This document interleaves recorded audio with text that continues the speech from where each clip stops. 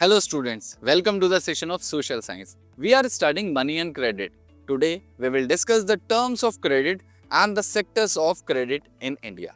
हमने अपने पिछले सेशन में क्रेडिट को समझने के लिए दो केस स्टडीज ली, जहां एक तरफ हमने देखा कि इकोनॉमिक डेवलपमेंट हुआ, प्रॉफिट जनरेट हुआ और लोन इजीली रीपे हो गया। दूसरी कंडीशन में हमने इकोनॉमिक लॉस देखा, जिसकी वजह से रीपेमेंट एक पेनफुल प्रोसेस में कन्वर्ट हो जाती है। तो हमें एक बात तो समझ में आती है कि क्रेडिट दोनों ही सिचुएशन को पैदा कर सकता है, जैसे पॉजिटिव सिचुएशन और एक नेगेटिव सिचुएशन। अब सवाल ये उठता है कि हमें क्रेडिट मिलेगा कहाँ से, क्योंकि बाजार में बहुत सारे ऑप्शन अवेलेबल हैं। इनमें से कौन से ऑप्शन की तरफ हमें जाना चाहिए, एक एक करके उन ऑप्शंस की तरफ देख लेते हैं। अगर आपको छोटा मोटा कोई लोन चाहिए तो आप उसके लिए फ्रेंड्स एंड फैमिली के पास जा सकते हैं, रिलेटिव्स का सहारा ले सकते हैं। इसके बाद जैसे जैसे लोन बड़ा हो जाता है, वो हर किसी के लिए पे करना या देना भी आसान नहीं होता। तो इसके लिए हम जाते हैं अदर सोर्सेज की तरफ, जैसे money lenders, landlords, cooperative societies, traders, financial institutions and banks. ये सारे आपके पास ऑप्शंस अवेलेबल हैं लोन के लिए, यानी क्रेडिट इतने सारे ऑप्शन से मिल सकता है। पर अब हमारे पास ये सवाल आता है कि क्रेडिट लिया कहाँ से जाए। तो इसको जानने के लिए हमें थोड़ा आगे चलना पड़ेगा। अब एक सवाल ये भी है कि क्या आप किसी को बहुत आसानी से क्रेडिट दे सकते हैं? क्या आप किसी को बड़ा अमाउंट बहुत ट्रस्ट के साथ आसानी से दे देंगे, या आप वहां पर कुछ कंडीशंस लगाएंगे? उन्हीं कंडीशंस को हम कहते हैं टर्म्स ऑफ क्रेडिट। अब ये टर्म्स क्या हैं, एक एक करके इन्हें देख लेते हैं। सबसे पहले आता है इंटरेस्ट रेट। जहां आप किसी को जब लोन देते हैं तो आप उम्मीद करते हैं कि कुछ ना कुछ वो अमाउंट बढ़ा के मिले, तो वो जो अमाउंट बढ़कर मिलता है उसी को कहा जाता है इंटरेस्ट रेट। इसके बाद दूसरे नंबर पे आता है डॉक्यूमेंटेशन रिक्वायरमेंट। जब भी आप किसी को लोन देते हैं तो आप चाहते हैं कि आप प्रॉपर पेपर वर्क करें, ताकि आपके साथ या सामने वाले के साथ एक्सप्लॉयटेशन ना हो, और ये डॉक्यूमेंटेशन उसी चीज से आपको बचाता है। नेक्स्ट चीज आती है कोलेटरल। जब आप लोन लेने जाते हैं तो आपने देखा होगा आपसे अक्सर एक एसेट की डिमांड की जाती है। ये वो एसेट होता है जो लोन की वैल्यू के बराबर होता है, यानी अगर आप लोन को डिफॉल्ट करेंगे तो इसे सीज कर लिया जाएगा। इसके बाद आता है मोड ऑफ प्रीपेमेंट, यानी आप लोन को कैसे चुकाना पसंद करेंगे। आसान शब्दों में कहूं तो आज के डेट में ईएमआईज ऑप्शन आते हैं। अब आप साल की ईएमआई करेंगे, 2 साल की करेंगे, 5 साल की करेंगे या 20 साल की, ये आपके ऊपर डिपेंड करता है। चलिए अभी इन्हीं पॉइंट्स को थोड़ा डिटेल में समझते हैं। हर लोन एक स्पेसिफिक रेट ऑफ इंटरेस्ट के साथ आता है। जब लोन रीपे किया जाता है तो प्रिंसिपल अमाउंट के साथ साथ ये इंटरेस्ट भी पे किया जाता है। कुछ लोन में कोलेटरल की रिक्वायरमेंट होती है। अब सवाल यह है कि कोलेटरल होता क्या है। कोलेटरल एक तरह का एसेट होता है जो आपको सिक्योरिटी प्रोवाइड करता है अगेंस्ट द डिफॉल्ट। अब इस कोलेटरल में क्या क्या चीजें आ सकती हैं? इसमें वो सभी चीजें आ सकती हैं जो अपने अंदर वैल्यू होल्ड करती हैं, like land, building, vehicles, life stock, bank deposit, jewellery etcetera. अब अगर हम बात करें ये कोलेटरल कब तक लेंडर के पास रहेगा, तो लेंडर के पास ये तब तक रहेगा जब तक आप पूरी तरीके से लोन को रीपे ना कर दें। और अगर आपने ये डिफॉल्ट किया तो लेंडर के पास ये राइट है कि वो इसे बेचकर अपनी वैल्यू को सेटल कर सकता है। अब हमें टर्म्स ऑफ क्रेडिट तो क्लियर हैं, पर सवाल अभी भी वही है कि हमें लोन कहाँ से लेना है। हमारे पास बहुत सारे ऑप्शंस थे, उन्हीं ऑप्शंस को हमने 2 फर्दर कैटेगरीज में डिवाइड कर दिया है, जिसमें पहला ऑप्शन आता है फॉर्मल क्रेडिट सेक्टर और दूसरा आता है इनफॉर्मल क्रेडिट सेक्टर। अब इसे एक बहुत आसान एग्जांपल से समझाता हूँ। जैसे एजुकेशन आपको सब तरफ से मिलती है, पर अगर स्कूल की बात करें तो स्कूल एक फॉर्मल स्ट्रक्चर के साथ आता है, जहाँ पर फॉर्मेलिटीज होती हैं, एक हायरार्की होती है, एक स्ट्रक्चर होता है।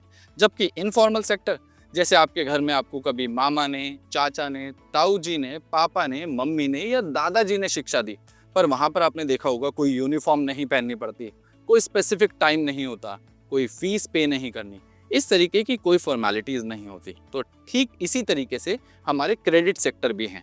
यहाँ पर फॉर्मेलिटीज होती हैं, जैसे bank, cooperatives, regulated financial institutions. इसके अलावा इनफॉर्मल की बात करें तो यहाँ पर मनी लेंडर्स, फ्रेंड्स, रिलेटिव और अनरेगुलेटेड सोर्सेज आते हैं, जहाँ पर कोई भी फॉर्मल स्ट्रक्चर नहीं होता।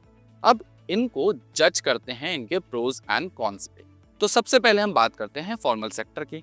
इसके पॉजिटिव्स क्या हैं? इसके पॉजिटिव हैं कि यहाँ पर रेट ऑफ इंटरेस्ट काफ़ी ज़्यादा लो रहता है। इसके अलावा आपके पास लीगल प्रोटेक्शन होती है, बेटर टर्म्स ऑफ क्रेडिट होते हैं। कॉन्स यानी नेगेटिव पॉइंट्स क्या हैं? यहाँ पर बहुत ज़्यादा डॉक्यूमेंटेशन चाहिए होता है, जो बहुत लोगों के लिए एक प्रॉब्लमेटिक सिचुएशन है। इसके अलावा कोलेटरल चाहिए, लेस एक्सेसिबल होता है रूरल पॉपुलेशन के लिए, क्योंकि ज़्यादातर वहाँ पर अनएजुकेटेड लोग होते हैं। इसके बाद इनफॉर्मल की बात करें तो यहाँ पर फ़ायदे क्या हैं? यहाँ पर लोन बहुत आसानी से मिल जाता है, फ्लेक्सिबल टर्म्स एंड कंडीशंस रहती हैं और कोलेटरल और पेपर वर्क की ज़रूरत नहीं पड़ती। पर नेगेटिव्स क्या हैं? यहाँ पर रेट ऑफ इंटरेस्ट बहुत ही ज़्यादा हाई होता है। इनफैक्ट बहुत बार एक्सप्लॉयटेशन देखनी पड़ती हैं। लैक ऑफ लीगल प्रोटेक्शन यानी कोई भी लीगैलिटीज़ में नहीं जाया जाता। इसके अलावा यहाँ पर कोई भी रेगुलेशंस नहीं है इन टर्म्स ऑफ क्रेडिट, और इसी वजह से ये बहुत बार एक्सप्लॉयटेटिव या अनएथिकल रूप में देखा जाता है। बहुत बार आपने फिल्मों में देखा है ना कि कैसे लोन नहीं चुकाते तो गुंडे आपके घर आ जाते हैं। ये ठीक उसी का एग्जाम्पल है। अब इसे थोड़ा सा और डिटेल में जानते हैं एक टेबल के थ्रू। अगर आपसे कहा जाए कि इन दोनों को डिफरेंशिएट करना है तो आप एक टेबल बना सकते हैं, जिसमें सबसे पहले आप इनके सोर्स के बारे में बात कर सकते हैं। दूसरे लेवल पे आप रेट ऑफ इंटरेस्ट के बारे में बात कर पाएंगे। तीसरे नंबर पे आप इनके अंदर यूज होने वाले फेयर मीन्स की बात कर पाएंगे। फोर्थ पॉइंट पे आप बात करेंगे सुपरविजन की। जैसे अगर फॉर्मल की बात करो तो आरबीआई का नाम आ जाएगा, इनफॉर्मल की बात करो तो यहाँ पर किसी तरीके का कोई सुपरविजन नहीं है। इसके बाद फिफ्थ पॉइंट की बात करें तो यहाँ पर टर्म्स ऑफ क्रेडिट की बात आ जाएगी। तो इस तरीके से भी आप अपने आंसर को बहुत खूबसूरती से प्रेजेंट कर सकते हैं। पर सवाल यहाँ पर अभी भी एक चीज का है जो प्रॉब्लम क्रिएट करता है, वो ये कि आज भी इतना सब कुछ होने के बावजूद हमारे देश में गांव की बात करें तो वो आज भी इनफॉर्मल सोर्स ऑफ क्रेडिट पर क्यों ज़्यादा रिलायबल हैं या क्यों आज तक उन्हीं पर डिपेंडेंट हैं। तो चलिए इसको थोड़ा डिटेल में समझते हैं। सबसे पहले बैंक की लिमिटेड अवेलेबिलिटी। गांव में आप जाएंगे तो आपको बहुत ज़्यादा बैंक वर्किंग नहीं मिलेंगे, बहुत कम ही बैंक हैं जो वहाँ पर एक्टिवली काम कर पा रहे हैं। इसके अलावा गाँव के लोगों को सबसे बड़ी प्रॉब्लम होती है डॉक्यूमेंटेशन की, जो बैंक के लिए एक सबसे ज़्यादा इंपॉर्टेंट चीज़ होती है लोन देते वक्त। अब ऐसे में डॉक्यूमेंटेशन नहीं होता, जिसकी वजह से गांव के लोगों को लोन मिलने में बहुत सारे चैलेंजेस आते हैं। इसके अलावा बहुत बार आप देखेंगे लैक ऑफ कोलेटरल, यानी गरीब लोग हैं, गांव के लोग हैं, इनके पास कोलेटरल नहीं होता। बहुत बार तो चीज़ें मुंह जबानी या वर्बल कम्युनिकेशन के थ्रू चलती हैं।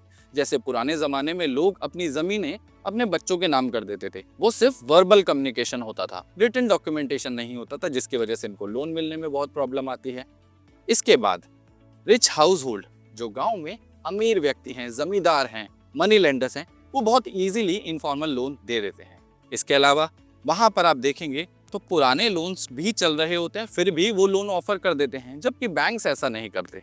इसके बाद हमें क्या करना चाहिए और ये सिचुएशन कैसे इंप्रूव हो?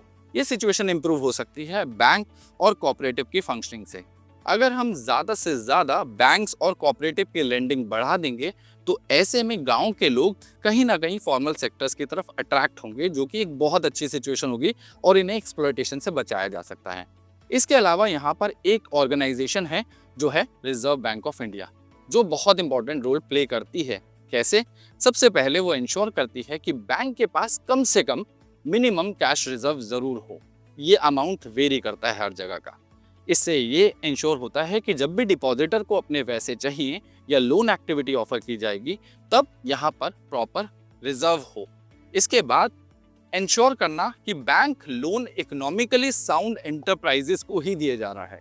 ऐसा नहीं कि ज़्यादा से ज़्यादा एनपीएस क्रिएट करें, यानी ऐसी ऑर्गेनाइजेशंस को लोन देना जिनके डिफॉल्ट होने के चांसेस ज़्यादा होते हैं। बहुत बार बैंक अपने इंटरेस्ट के लालच में ऐसी ऑर्गेनाइजेशंस को लोन देते हैं, जिसकी वजह से डिफॉल्ट होता है और इकोनॉमी को नुकसान होता है।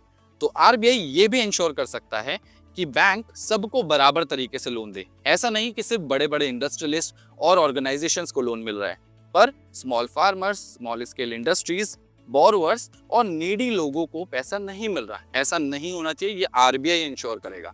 इसके अलावा आरबीआई अपने स्ट्रिक्ट रेगुलेशंस और सुपरविजन के लिए बैंक को रिपोर्ट देने के लिए मजबूर कर सकता है कि वो टाइमली अपनी रिपोर्ट बनाए और आरबीआई के सामने प्रेजेंट करे, ताकि आरबीआई हर बैंक को ढंग से सुपरवाइज कर सके। तो ये था आरबीआई का रोल, है ना मजेदार।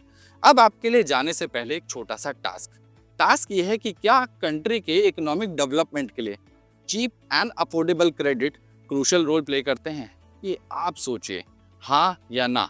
अगर हाँ, तो आप अपना एक्सप्लेनेशन कुछ खूबसूरत एग्जांपल्स के साथ देंगे और इस क्वेश्चन को सॉल्व करेंगे।